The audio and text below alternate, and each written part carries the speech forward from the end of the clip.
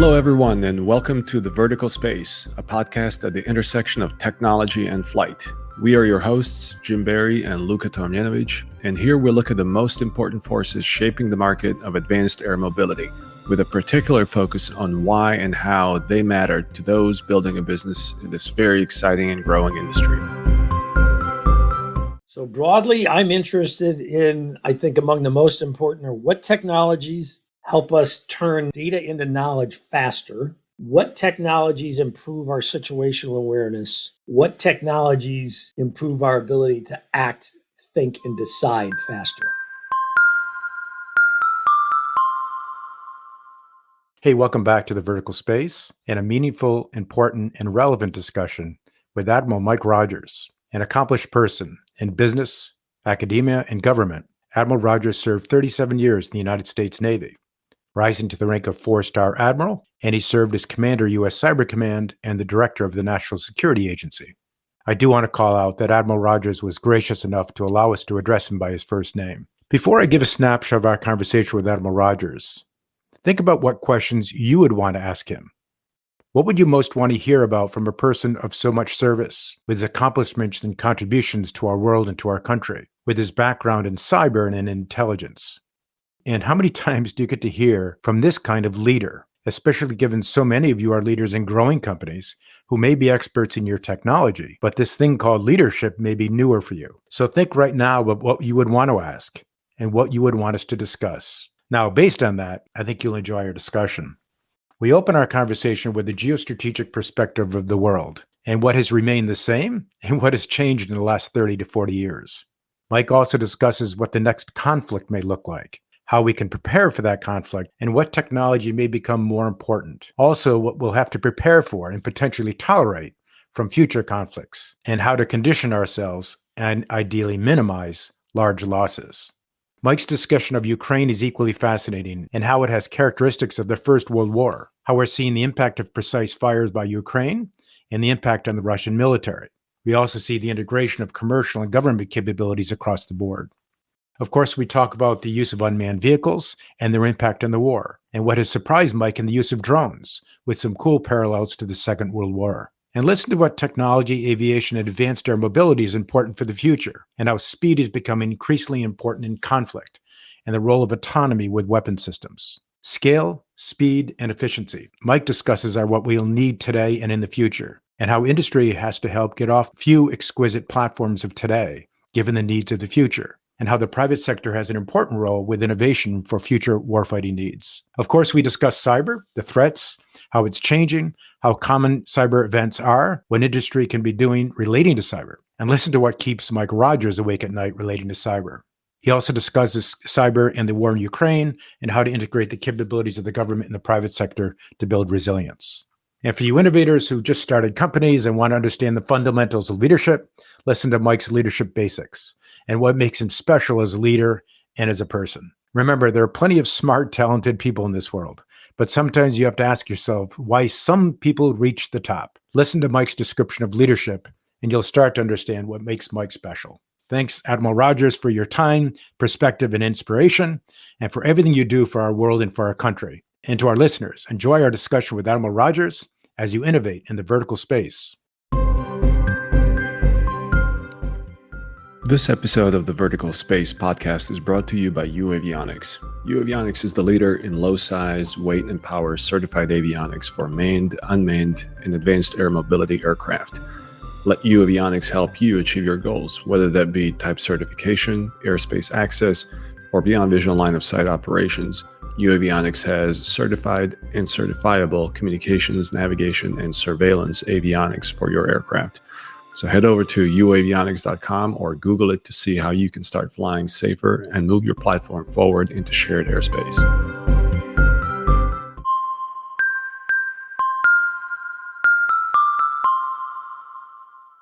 Admiral Rogers is a member of the board of directors or advisory board to multiple companies in the private sector and works in the consulting and venture capital arenas across the globe, while also speaking internationally to various business and academic groups in the areas of global security, with a particular emphasis on security implications of energy and climate, cyber, technology, leadership, and crisis response. He can be seen on major media outlets across the globe on occasion addressing those same issues. He is a senior fellow and adjunct professor of Northwestern University's Kellogg School of Management's Kellogg Executive Leadership Institute and works with the Department of Defense in the mentoring and professional development of its general and flag officers. Mike served in the United States Navy for 37 years, ending his service as a 4-star admiral. Admiral Rogers retired from the United States Navy in 2018 and culminated his career in uniform with a 4+ year tour as the commander of the U.S. Cyber Command and director of the National Security Agency, creating the Department of Defense's then newest combatant command, the senior most warfighting organizations within the DoD, and leading the largest intelligence organization in the free world.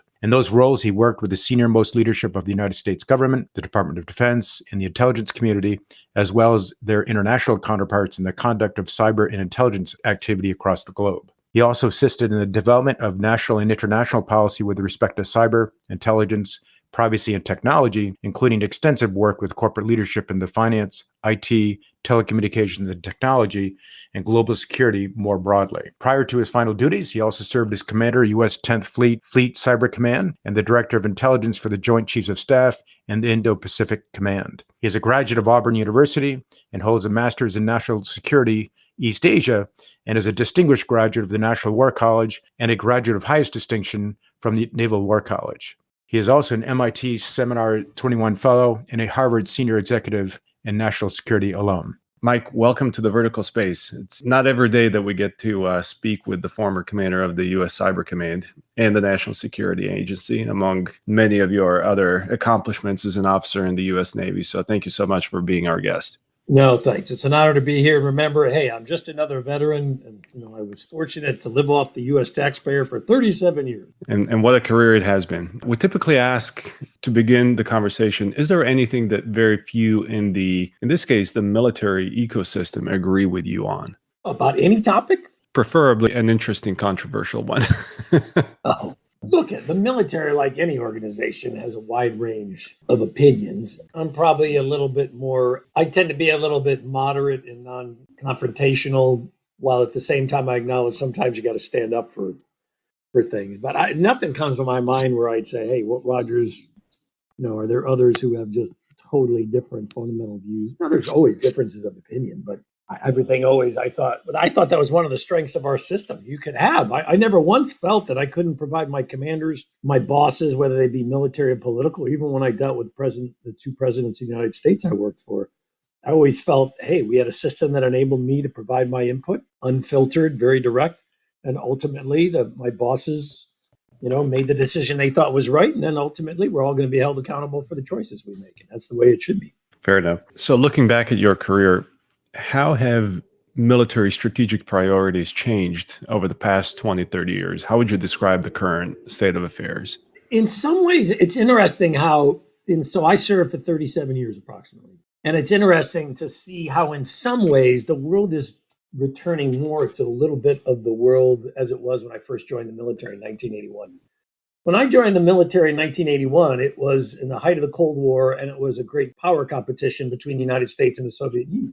The wall comes down in November of 1989, and by the early 1990s, the Soviet Union, or the Union of Soviet Socialist Republics, as it was officially known as, disintegrates politically and breaks up and becomes a series of independent nations to include Russia, Ukraine, the stands, etc. And we start to move from a bipolar world, Soviet Union and the U.S., to a unipolar world where the United States has a level of military, economic, political, and informational dominance compared to almost any other nation in the world. And the non-state actor starts to come to the fore, particularly in the post 9/11 environment. And so the terrorism fight becomes a huge driver. And then starting about 6 to 10 years ago, as I was coming towards the end of my career, the nation state in the form of China in great power competition started to come back to the fore. So I can remember the senior most leadership, we would talk amongst ourselves about, hey, the world is returning in some ways, not that it's totally the same, But the world in some ways is returning to the world that we knew when we were very young in our professional careers. Now, there are some significant differences. The information dynamic, technology, connectivity, the speed of warfare, the amount of data out there, those are all orders of magnitude much more complex than they were when I first joined the military, as I said, in 1981. And how much of the lessons from the 80s can we take into this next chapter of military strategy? Oh, now a lot. What I used to remind people is, look, in that great power competition during the Cold War, from a military perspective, we had to deal with an adversary who was a near peer in most dimensions of military power. And we had to think and act accordingly. We didn't have overwhelming superiority in every operational domain with respect to the Soviet Union when we were in the middle of the Cold War. And that's in some ways the situation we find ourselves now. We have a very capable, very professional military. We continue to make sizable investments from a monetary perspective as a nation in national security broadly and the defense budget in particular. And yet, despite all that, hey, look, we do not have uncontested supremacy in any domain. Space, cyber, the maritime environment, air, land. And so much like the environment, as I said, when I first came in, so you got to figure out how are you going to achieve your objectives when you're dealing with an environment in which you don't have unilateral supremacy. The other guy has the means to contest your ability to achieve the outcomes you want, and the other guy can inflict a lot of pain against you while doing so. So, Mike, how are these new priorities or changing priorities and changing the strategic landscape, how is that impacting the development of aerospace technologies? So if you look at the way that the nature of warfare is changing, the fundamental characteristics tend to stay the same over time, but the environment does change. So for example, long-range precision weapons are even more prevalent. Situational awareness of the battle space, to include the air and space domains, is much higher. The ability for an adversary to project power at longer distances is even greater. So mass, bringing lots of capabilities together in a kind of fixed or small geographic location, mass becomes a really interesting challenge. Mass helps you develop supremacy and often leads to your ability to overwhelm an opponent. But mass also represents an amazing target. In a world in which there's high situational awareness of the environment and there's the ability to project force both kinetically and non-kinetically relatively quickly at high accuracy and long ranges, that means your ability to operate in the immediate environs, for example, whether it be in the air, whether it be above or below the water. If you're looking at China, that becomes more challenging. Not that you can't do it, it becomes more challenging, which means you got to develop different capabilities. It means you're interested in things like, okay, can I use a combination of speed and maneuverability? So think about hypersonics. Can I use speed and mobility as a way to counteract the other side's ability to see where I am and to understand based on that where I'm going or where I will be? Can you use platforms as a series of sensor capabilities, not just weapons capabilities, as you think about a fighter or a bomber? Can you look at putting sensors, or can you look at putting long-range strike capabilities on non-traditional platforms? Do you always have to launch an air-to-air missile from a manned fighter? Do you always have to launch a surface-to-surface missile from a warship? Are there other options available to you? How do you maximize the generation and the integration of data in a way that helps you turn data into knowledge and insight? Because data in it, one of our challenges right now, when I first started my journey in uniform, the challenge often was you didn't have enough data. I would argue the challenge is much less now not having enough data. It's about, within all this massive amounts of data that I have access to, what is the most important? What is has the most direct application of my problem set? And how do I turn that data into knowledge and insight that helps me make better decisions and to do it faster? At the same time, it seems like this overwhelming with data can be used as another way of, to a certain extent, even offensive means to paralyze the opponent. That's what I mean. So I can apply force. I can apply capability. I can take away, I can anticipate my opponent's activities and I can preclude their ability to actually do them. Or I can put enough risk in place that I deter my opponent from making those kinds of choices. So, with that in mind, what in practice do you think that the next conflict might look like? So it'll occur at greater speed. It will involve greater ranges. It will be involved less around large fixed concentrations. Think about all those amazing airfields and logistic capabilities we have, say, for example, in the Western Pacific. Think of Kadena in Japan. Think about Osan, just to name a couple.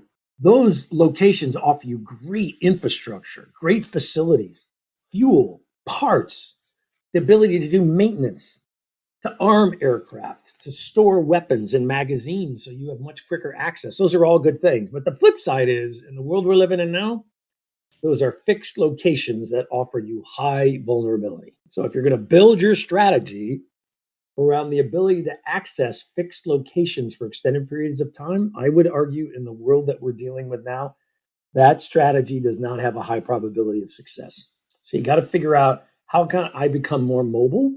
Not just in my quote traditional warfighting metaphors, but think about logistics, think about parts, think about fuel, think about munitions, weapons. How can I disperse activity? How can I coordinate and synchronize it so it comes together at a particular time and place to execute the mission, but then quickly disperses again? Because again, mass is a challenge in this world. Large fixed concentrations become very tempting targets. So you got to figure out how you can achieve mass at a particular time and place, but then disperse relatively quickly. We also got to figure out, how do you, if domains like space, so you put all these capabilities on orbit, you build this exquisite situational awareness, the ability to do surveillance, the ability to do communications. What happens if that ability is taken away? If those satellites on orbit are destroyed, damaged, in some way made unable to execute their missions, if you've built your strategy around having constant access to that data, where does that put you? So we got to ask ourselves, what are the sensors? How do we gain situational awareness in a world in which some of the traditional domains that we always thought were rather safe or impervious to activity no longer are impervious to activity, are not quite as safe as we thought they were? Space probably being the biggest example. You look at the amount of money that Russia, China are putting in to be able to counter US capabilities in space.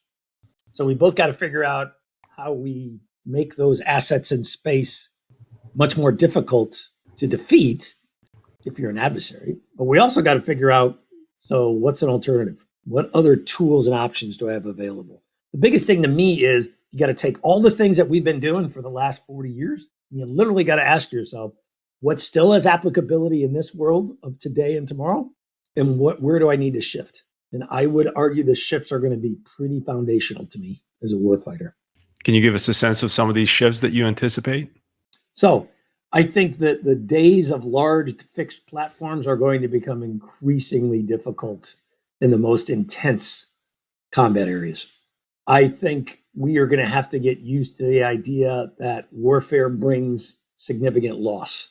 Look, the reality is, you look at the way we have applied military force over the course of the last 30 years, we have become used to this idea that we can apply force in a military manner and do so with high precision and relatively, I'm not trying to minimize it, but relatively low cost from a human perspective in terms of casualties.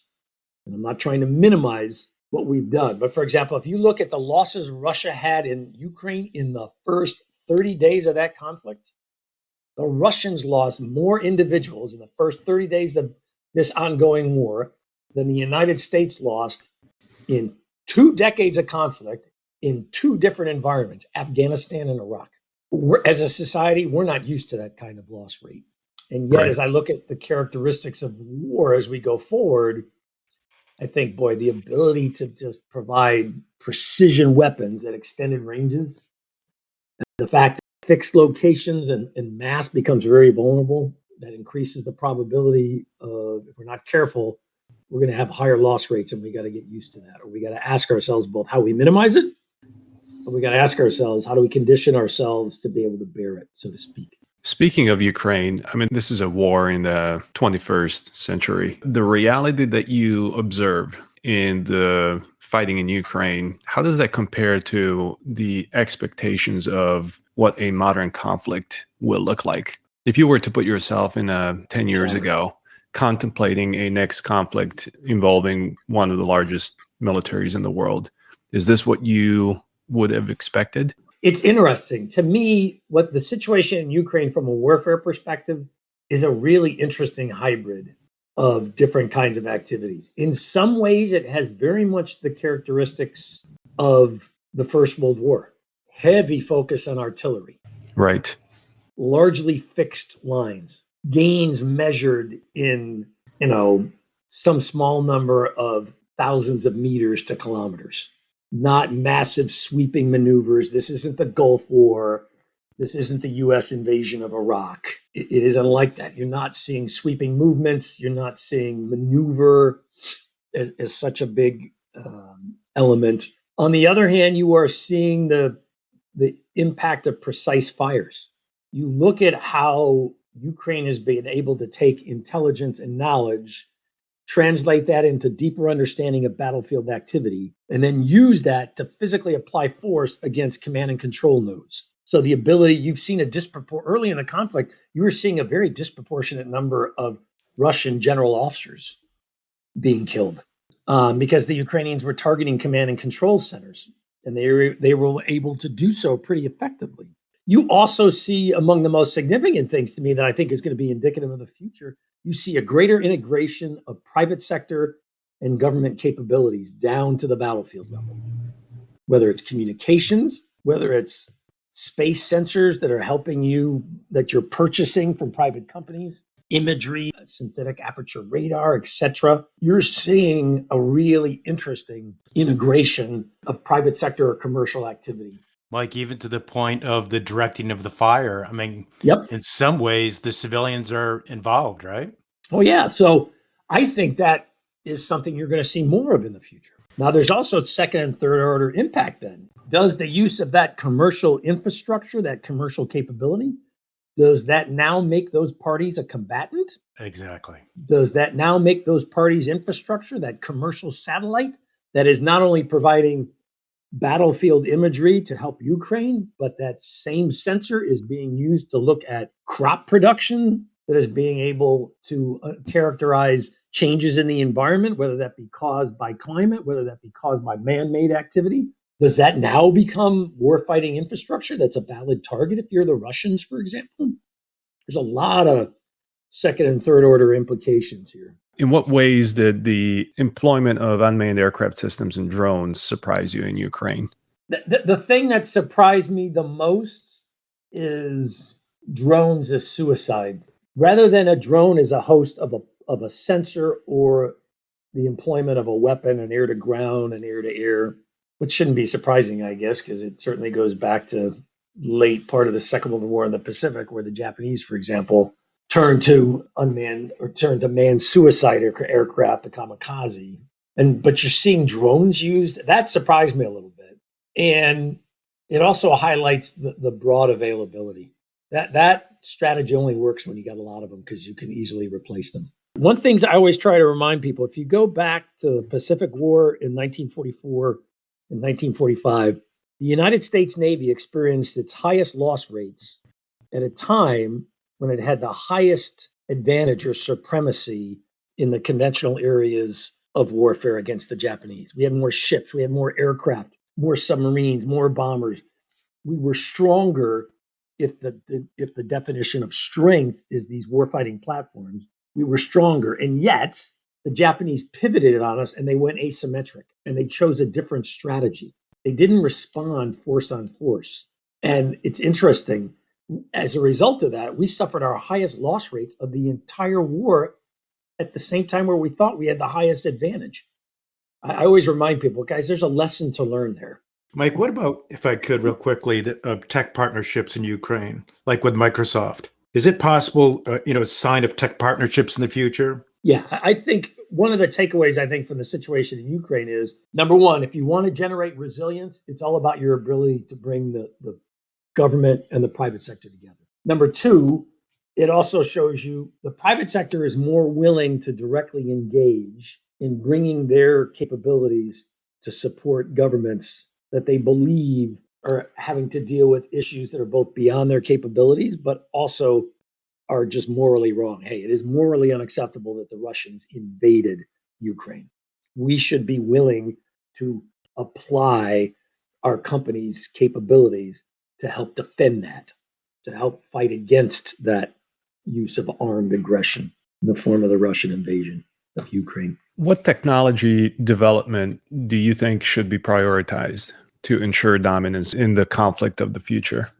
So broadly, I'm interested in, I think among the most important are what technologies help us turn data into knowledge faster, what technologies improve our situational awareness, what technologies improve our ability to act, think, and decide faster. Because I think speed is just going to become an increasingly important dimension of military conflict. And you're just not going to have the same kind of decision timelines that historically we've enjoyed, which then starts to get into the question of autonomy. Hey, what degree of human interface is required? Should you let weapon systems operate without human interface? If you believe that human interface is required, what level, what should the nature of that interface be? Should it be monitoring and control by negation? Should it be direct approval? Hey, look, the system might generate a solution, but until I physically approve it, the system can't act. Or do you say, I'll watch the system as it's developing the solution, and as long as I think it's a good one, I won't do anything. It'll just all occur automatically and seamlessly. How do you think that this relationship will evolve over the years, this teaming between autonomy and humans? So we're going to have to spend a lot more time thinking about what kind of risk are we comfortable with. There's some applications of autonomy where the price of getting it wrong is not particularly high. In those scenarios, I'd say, look, I'd be comfortable with a pretty high level of autonomy. In a lot of scenarios where the potential risk or price of it going wrong is pretty high, then I'd want to step back and ask myself, so does the benefit outweigh the risk? Put another way, we need to be very leery about the application of autonomy as a one-size-fits-all. That autonomy is inherently the best way to go. It may well be in a lot of scenarios, but I don't think it's going to be universal. Mike, we have an audience of entrepreneurs and innovators from big and small companies, largely from aviation, advanced air mobility world, and they're listening to where you see the future of conflict. Given the entrepreneurs and innovators on the call, again from big companies and small, how do you see the intersection of what they're working on or could work on, and what you see the requirements of the battlefield in the future? So we've talked about unmanned platforms. I think we need to think about platforms in terms of what kind of sensors, what kind of payload, what kind of weapons can they host? How do we connect? Think about the idea of the swarm. Mm-hmm. What makes the swarm powerful is you create mass at a specific time and place, and you overwhelm the adversary. That's a pretty powerful concept that I think we're going to be doing a lot of in the future. And unmanned becomes very attractive. So as you're trying to develop autonomous capabilities, is trying to look at unmanned vehicles. Another area where I'd say is going to be important and it will be a little painful in the journey. So we need to do that in conflict scenarios, but how do I do that in areas of high activity and high regulation? Think about the airspace of the United States. Help me manage that problem set. How do I create confidence in my ability to mitigate risk to an acceptable level where I feel really comfortable about operating large numbers of autonomous or unmanned entities alongside heavily populated areas where we also are operating a high level or a high number of manned platforms, whether they be vehicles, cars, trucks, trains, planes, unmanned drones, etc. The world to me is particularly in the next decade is going to be a hybrid, and how we develop the capabilities to operate this all together. Because I don't think we're going to be able to divide airspace up, for example, to the point where we across the United States, particularly over heavily populated areas, hey, we're going to use this portion for only autonomous, we're going to use this portion for manned. I don't think that's going to work. I think we're going to have to operate seamlessly, simultaneously. I think that's going to be a big deal for us. So, Mike, reflecting on this and thinking about the technologies that survive through to the end of a modern conflict that survive through the early expenditure of the exquisite assets. What are the capabilities in the industrial base that the historians are going to look back on when they sum up a modern conflict in the 2020s and say were the decisive assets that were determinative? So one of the things that comes to mind is scale and speed. You look at the situation we find ourselves in now in Ukraine, where we are employing many, not all, but many weapon systems that aren't even manufactured anymore. Right. In which trying to restart the supply chain is incredibly lengthy, incredibly expensive.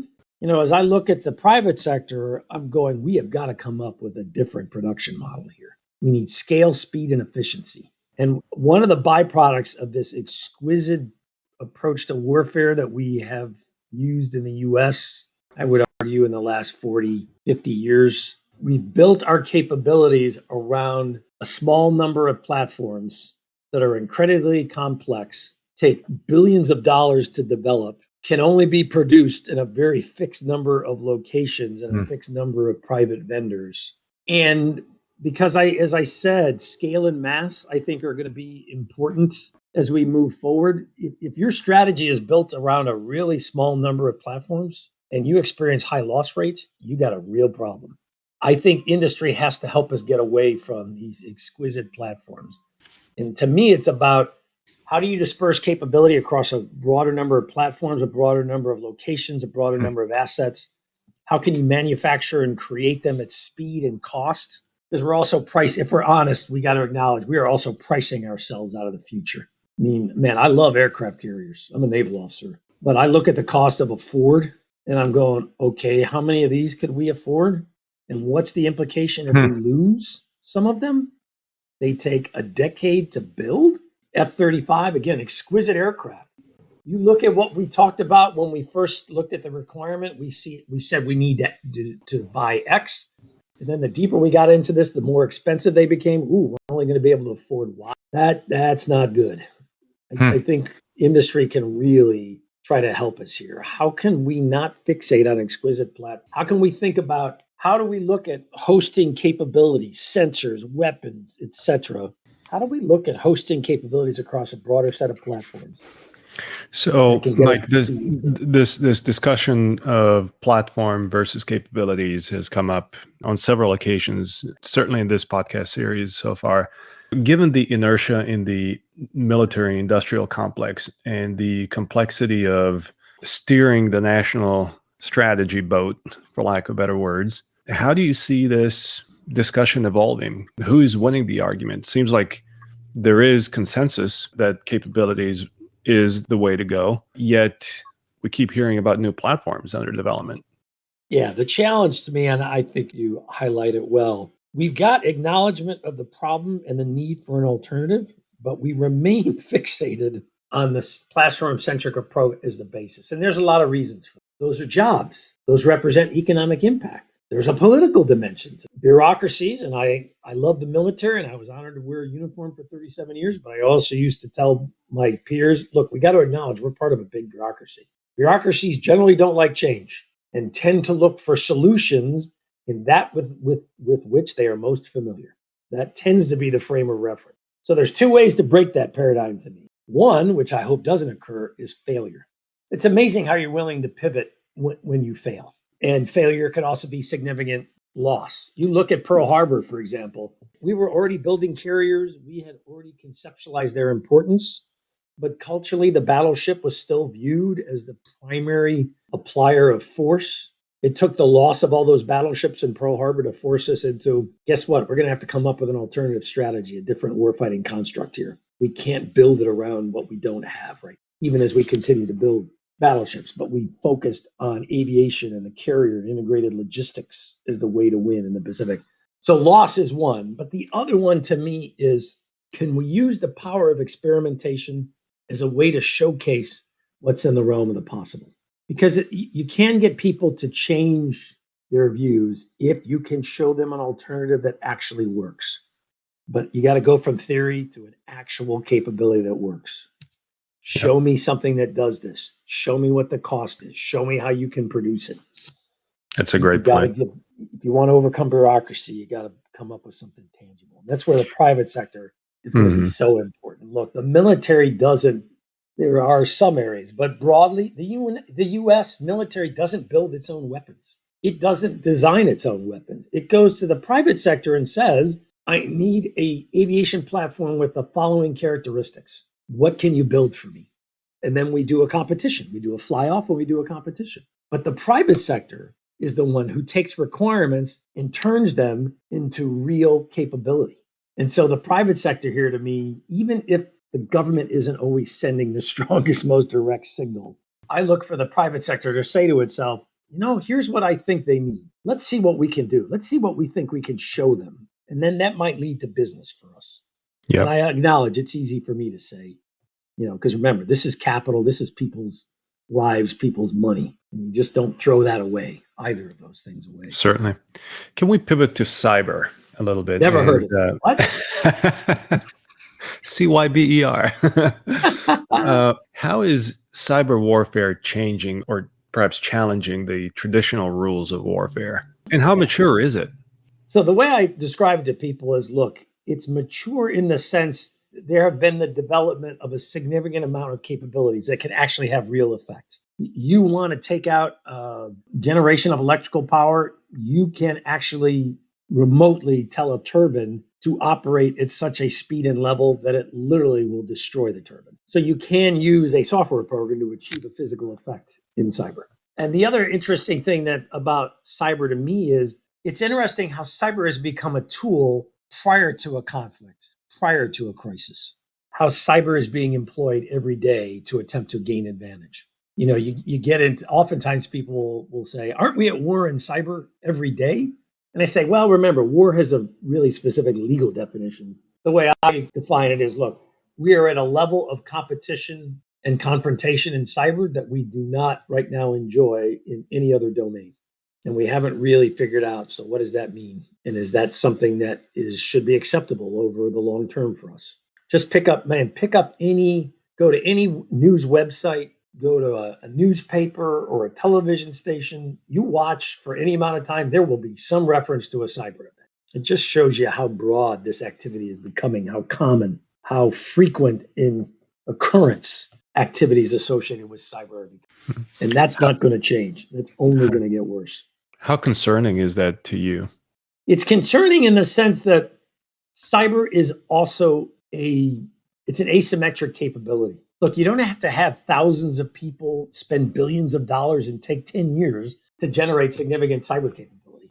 You can access publicly available information as an individual to generate sufficient knowledge that will enable you to write or employ software programs that will penetrate systems, extract data, upload malware that will disable systems or forestall the user's ability to access either their data or actually the functionality of their structure. You can do that on an individual basis now. So cyber's become a bit of the great equalizer / the great disruptor. It kind of levels the playing field. It's not about how big is your population. It's not about what is your GDP. It's not about how many people do you have in uniform. Cyber brings a whole different dimension of power. Number two, in the US, part of our challenge is, look, we traditionally have and for very valid reasons based on our history, we are always very sensitive about the role of government in the private sector.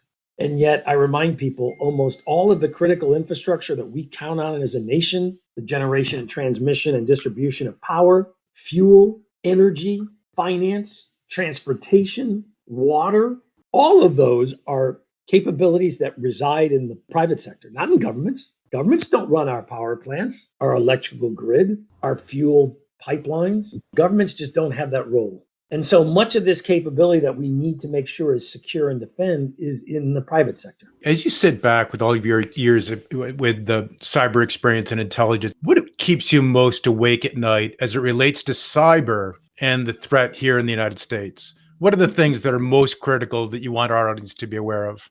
Most nations are incentivized to gain advantage without disrupting or fundamentally destroying the underpinning structures and characteristics of a nation.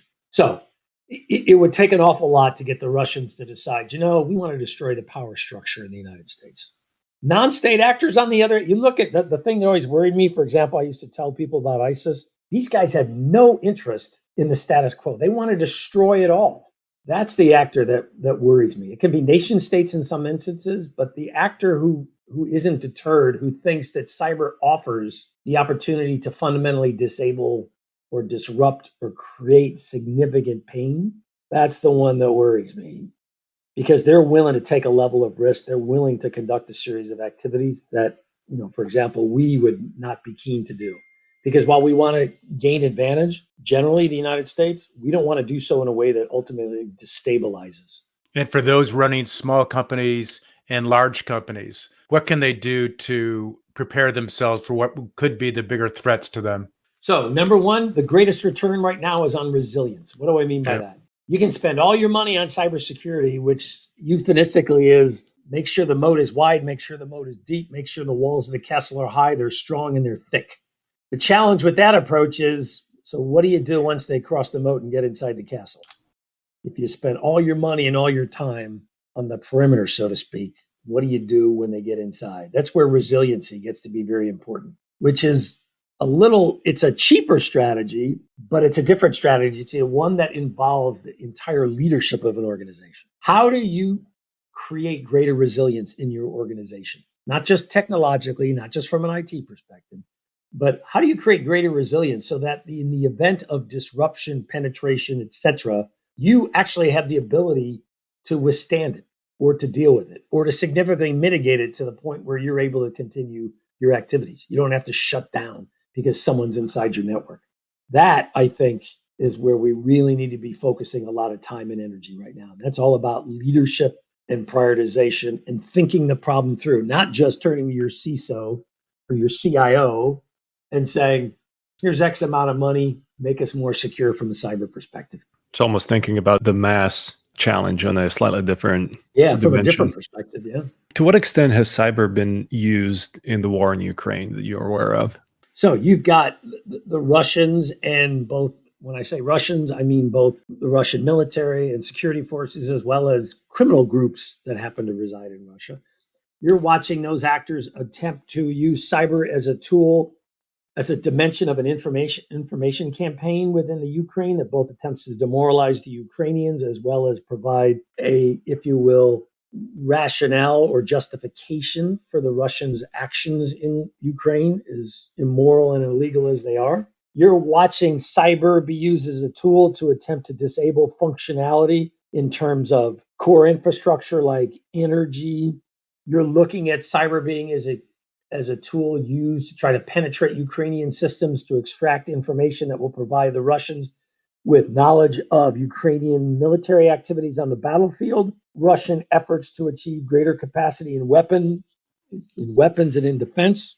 I mean, it hasn't, most people think because we haven't seen catastrophic extended failures that there must not be much cyber activity going on, or if there is, it doesn't seem to be having impact. The much more accurate lesson, I think, to take away from this is Ukraine is showing us, in the face of significant cyber activity directed against your networks, your data, your connectivity, and functionality, you can still achieve a high degree of resilience in terms of your ability to continue to operate and to safeguard all that information and all that infrastructure. You can achieve a high level of resilience if you're willing to use a different model. And the model the Ukrainians are using, which I think we in the US and elsewhere should be thinking about, is how can you integrate 24/7 the capabilities of government and the private sector, and not just the private sector and government within your own nation. You look at how Ukraine has turned to the Microsofts, the CrowdStrikes, et cetera, of the world, the Starlinks of the world. They didn't just turn to their own industry. They asked themselves, where in the world is capability that we can use to make ourselves more resilient, more resistant to this activity? I think that's a great model for the future. They don't do Patch Tuesdays in Ukraine as the foundation of how we're going to update systems. They decided, hey, we need to patch and update 24/7. So, Mike, in one of your talks that you've given, I've been listening to hours of your podcast and your interviews and the like. I want to apologize that you had to do that. Let me just say up front, I apologize for that. So one thing you mentioned that actually relates to something you just said, you mentioned that in the past, a lot of people would retire from the intelligence and cyber communities and go to organizations that did the same on the commercial Yeah. side. But there's been a big change. Now they're going to smaller companies and technology companies and innovating. What is that change? Where are they going? Where do you see the biggest need? And how potentially would that impact warfare in the future? Yeah, so it's interesting. If you look at Israel, so my counterparts in Israel, they use a conscription-based approach. When I would spend time in Israel with NSA's counterpart, Unit 8200 as it's known, their model was almost the majority of the workforce that I would talk to, the Israeli workforce, their image was, I'm going to use my skill set both to defend my nation, in this case Israel, but then I'm going to pivot to the private sector, and I'm going to use my skill sets from an entrepreneurial perspective to create new capabilities, to include the creation of companies. And so it is if you go to Israeli cybersecurity firms, in their culture, for a company, it is a badge of honor to be able to say, hey, we have members of the IDF intelligence capabilities who have retired or left service working with us. In the US structure, traditionally, entrepreneurship, innovation, technical development was largely viewed through the prism of the commercial world or the private sector. Government wasn't perceived as playing a significant role in all that. Go back 10, 20 years, you didn't find a lot of former military, cyber, or intelligence professionals at the forefront of technical development in the private sector. That wasn't the model. And when, as you said, when people did leave our workforce at NSA, for example, they tended to go to companies within the defense industrial base that were helping to develop some of the same capabilities. The change I've seen in the last 5-7 years in particular, it's interesting to watch how now you're seeing NSA and other government employees take their knowledge and both become part of teams in the private sector, but also to become entrepreneurs, to create not just a technology, but to build a company structure around it with a view to monetize it. You didn't used to see that. Now there's a flip side to that. You have also seen where some government employees have taken knowledge of offensive or the ability to penetrate computer systems and applied that in the commercial sector to support companies that were doing that for other governments. That really just pisses me off. My attitude is, guys, it was classified when we did it in the government. Yeah, It remains kidding. classified when we do it on the outside. I believe that the penetration of systems is a government function, not a private sector function. And I don't believe that people from my old world should be taking those capabilities and putting them in the commercial sector. Now, there are some who would disagree with me. And there are plenty, not a massive amount, but there are companies in the United States, Israel, elsewhere, where some of my former compatriots are working to develop capabilities designed to penetrate systems to enable, governments for security purposes, for example. I just worry that it's a very slippery slope. And to go back to the essence of your question, I think it's great that you're seeing more and more individuals within the intelligence community that once they make the decision to leave, because don't get me wrong, I remain a person who encourages individuals to stay within the intelligence community and continue to do great things within the government, even as I acknowledge you can do great things outside the government. I do like the fact that you are seeing a greater innovative and entrepreneurial spirit among many of those employees once they leave. I think that's great for us as a nation. I know we have to go to our closing questions pretty soon, but I do want to call out something. You gave a talk, Mike, and I'm not sure where it was, on the pillars of leadership. And there's an awful lot of entrepreneurs listening today who may know their technology, but they're struggling with, what are the basics of leadership? I would recommend that they go to that talk on the pillars of leadership. I wish we had more time to talk about it. But there are so many people who come to me and say, explain to me, how do I be a leader? And there are some basics and there's some complexities. But I thought your pillars was a great summary. If you're about to take over an organization, these are the things to focus on. Oh, fine. So now you're going to hold me accountable for something that I said, and I'm thinking to myself, boy, I wonder what I said. Well, it started with, hold a high standard. Check. Number 2, you talked about making sure you're aware of everything about the people that are on your team, know them inside and out. So, those were 2 of the pillars that I thought were terrific. At the end of the day, it's all about the mission first, and then it's Right. about the people. But I loved your Yeah, so I summary. always tell people, look, remember the two foundations, mission and people. You build everything around that. So as a leader, make sure you understand the mission and you are focused on generating the outcomes that enable you to execute the mission. But never forget, it is the human side that enables you to both execute and sustain what you're doing. And that people relate best to other people. And so know that, just like you know technology, know your people. I always tried to make sure I understood, what is it that motivates you? What are your goals? What are you trying to achieve? Where do you see yourself in 2 to 5 years? Hey, if you're going to work hard for the team ought to be working hard. Right. So as a leader, what can I do to help you achieve that? I couldn't do that with everybody, but I tried to make sure that I did that with my subordinates. And I would tell my subordinates, hey, look, you need to be doing that with your subordinates. We're a team. And that means more than just, well, we show up at the office or our workplace, or we connect virtually every day. There's more to being a team than that. And also, I got to call out, there was something else you said in one of your talks where you said when you would even testify before Congress, you would wear your name badge. And everybody knew who Rogers was. But then there's somebody came up to you, and correct me as I'm wrong here, but somebody and you came really up. did listen. Yeah. One of the staff came up to you and said, we're mindful and we know what that means. Can you just quickly describe what they were describing? What they were saying? So I believe that leaders should project a sense of humility and they should project the values they want in others. So I, for example, said to myself, I never assume everybody knows who I am. So I would always walk up and introduce myself and I still do it. Hey, my name is Mike Rogers, or hey, I'm Admiral Rogers. I never thought to myself, well, everybody knows who I am. And one of the ways I thought I should do that is on the Navy's dress uniform, a name badge is an option. You don't have to wear it. But I thought to myself, well, Mike, if you want to send a message of humility, and if you want to send a message that don't assume that everybody knows who you are, wear a damn name tag. Help those people who don't know who you are, because there will be plenty out there who don't.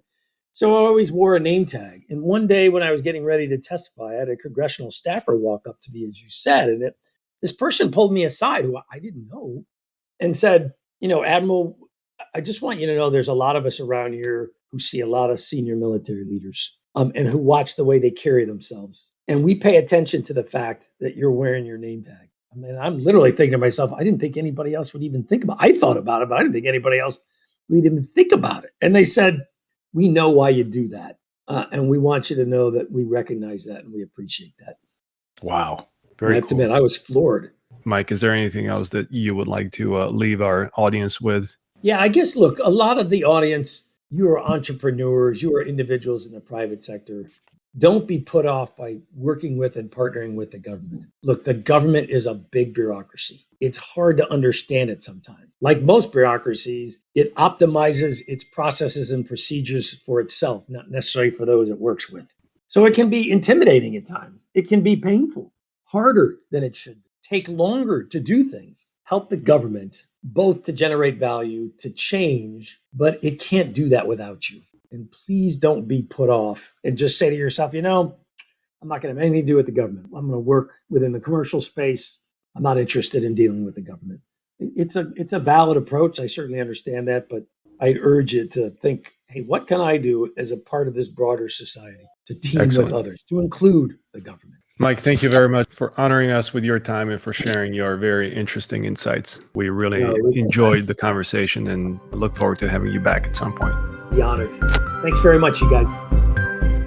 All right, that's a wrap for today. Thank you for listening to the Vertical Space Podcast. Reach out if there are topics that you would like us to discuss, and goodbye until the next episode. Unless mentioned, this podcast is in no way endorsing or promoting any person and or company mentioned, and all opinions within the podcast are solely that of the presenters. The Vertical Space makes no guarantees, warranty, or representation of any information given in this podcast. Any information given is for informational purposes and should be used at your own risk. This podcast is for general, educational, and entertainment purposes only.